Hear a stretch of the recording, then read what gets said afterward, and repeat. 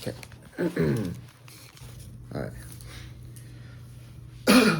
Today I'll be talking about the relationships of kids, relationship with kids with adults and teachers.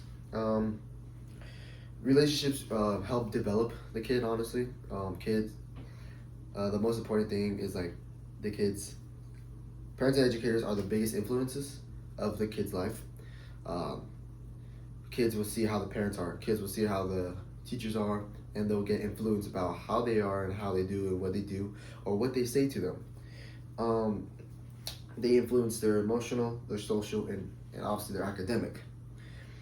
The communication is a big factor with the kids and the adults and the teachers. Communication is always key. It affects the confidence and behavior. And home and school always connect. Okay, that one away. Why it matters is home and school obviously are basically one. You want the adult and the teachers to be talking together, to coexist, to help each other. Um, you want the adults and the teacher to have a strong support system for that student, for the kid, because a strong support system will always go to good success, always have good outcomes. A weak support system could always lead to stress, could lead to have anxiety, could lead to them not knowing what to do or how they can help themselves and how they can help others or how they can help in generally of everything. It connects to the obviously the emotional, social, and then the self esteem is a big part. Because a um, weak and bad support system for that kid could lead to a horrible self esteem. Could lead to them being older, being not as happy, being them not as great as they should be. the first uh, the first research I went over was Joyce Epstein's research. It was studied over parent involvement in the kid's life. So the research study showed that more parent involvement in the kid's life leads to better grades, um, better health, a healthier relationship with other students socially. They are easier to talk to. They're easier to get along with other kids. Um, and um, and also study shows that this study also researched how the teacher and the parent, if they work together, it helps better the grades. The kid would notice the adult working together, and in all it makes a strong support system. It makes for the kid and the adult to be coexist even better than what they were if the adult didn't talk to the student's teacher, the educator. And then the educator can also get feedback from the adult talking about about their kid by saying he has issues with this and this and this at home. Maybe you can help, or if the educator can ask the adult, the parent, hey, this student is struggling with talking to other kids. Can you help him out with that? Or this student is all by himself. Can you try to help him make friends? Try to make him help him do all that. So that's what Joyce Epstein's the research that she done, that her study was the parents working together and the kids noticing that. Robert Pineta, uh, it it teaches the teacher and the child relationship. Um, and the teacher and child relationship is very important. As for the student itself, you want to have a good relationship with the teachers, because if you have a good relationship, it always could lead to being able to talk to that person when you need to, even when you can't talk to your parent. Being able to um, get help and ask for help, because I have been a victim of this. Not a victim, but like I have had problems with talking to teachers to get help. Because for me, I get nervous whenever I talk to teachers for help. I feel like when I ask, I feel dumb. But if you have that good relationship with the educator, you can ask and you won't feel different in any type of way. And all in all, it will lead to better success. for yourself and for the teacher. Um, if you have a better obviously relationship with the teacher, so that teacher and child relationship is good.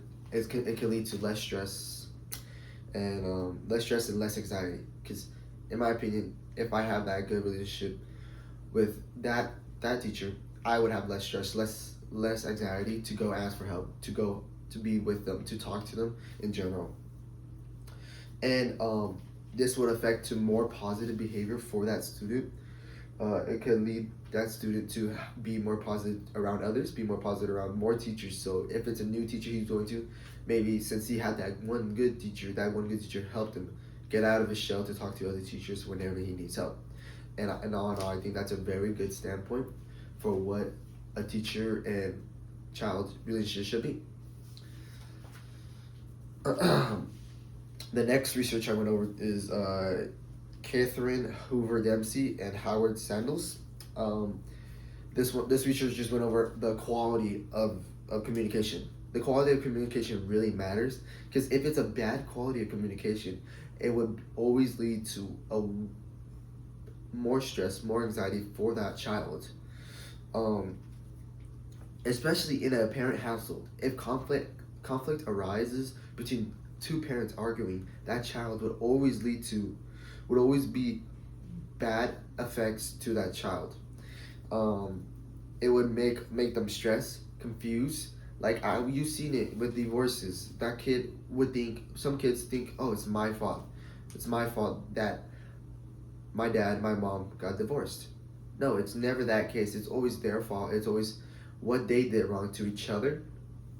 And all in all, but conflict is never good for children. That's what they studied, and they also went over how like the quality of communication. So if the communication is bad, saying like they barely talk, they talk, but like it's like strained talking in a sense, where it's like simple like few words to strangers. It's not good for that child.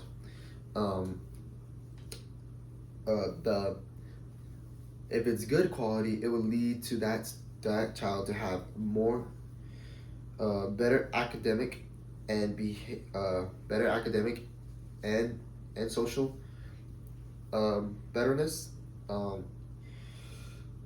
It has also it improves the respectfulness that child would have towards adults, educators. I've seen it a lot where the parents are not good or respectful as themselves, but that child becomes the child, if they teach a child at a young age to be respectful throughout their whole lives, it will always benefit them, because respectfulness is one of the best things you can have as a child or growing up learning it. I just think that a parent should communicate that well, because if they don't communicate that well, then it will lead that child to always think what they're saying is right or what they're saying is wrong. So yeah, that's what they went over what they were studying. And then the gaps I noticed about all these researchers is that the older studies are more face-to-face type studies. They're never online type studies. I think what they're limited by was the text, like the online aspect of relationships of like students, kids or children with children. I noticed that they didn't really talk about texting, apps, emails, or even video calling. All that affects a child. So you have texting, the parent texting the child. Maybe that's not a good thing to do. Maybe texting is not the way to communicate to your child. And also you got those apps that are like bad for the kid. Maybe they'll tell them this is not good, blah blah blah. Like it's like a simulation of a parent and a child. Maybe it's like a bad simulation, good simulation in a sense. Video calls, they could always affect a child. If you call a child and then they get mad and hang up, how you gonna resolve it? You're not face to face, whether throw away somewhere. And then also they didn't really bring up cultural or like the environment they live in or they grow up in. So culturally, maybe they're like preppy, their family's preppy, and culturally they're not, respectful because of how they grew up and how their parents are and how they grew up. I think a way they could, better these researches is focus on the digital aspect. Um, focus on the digital aspect and how that can affect the child as well with like relationships. Because you see kids text each other, that's a relationship right there. That negative effects. They didn't even talk about middle school during their things. I think they talked about more elementary during their things. Um, and honestly, it's just, does technology really help or does it hurt? Because technology could always be a good thing, but technology could always be a bad thing. Because online, kids interact all the time, good or bad. So that technology could always be a bad thing for those kids. And thank you. I made it to the 10-minute mark, and I'm proud of myself. And thank you very much, Dr. Morris.